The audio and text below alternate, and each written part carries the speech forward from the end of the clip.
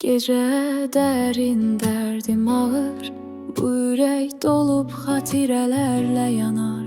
Sönmür işıq uzaq səmada, göz yaşlarım yuyur xəyallardan qaranı. Küçələr səssiz, mənsiz dərin yollar itirirdi mənim izlərimi. Qürub gecəyə qucaq açanda, dərdim yenə qolumda yatırdı. Ah geceler, yüreğimde zərbə vurur her yuxuda.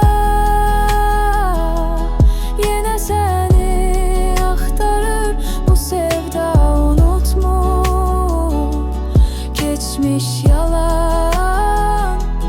Ruhum yanır, adı səsimdə qalır.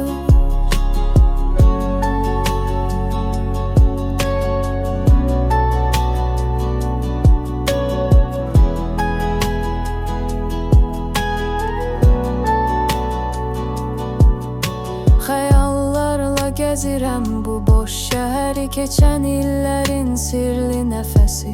Buz kəsən bu qəlb çıxarmır yadından səni. Sevgi köhnəlməz, qalar əbədi. Gülüşlü xatirələr buluddur indi. Hardadır o günlər, şirin qəlbində idi. Qəm içində uça bilməz o quş, uzaqda itir hər şey. Məhəbbətim susarmış.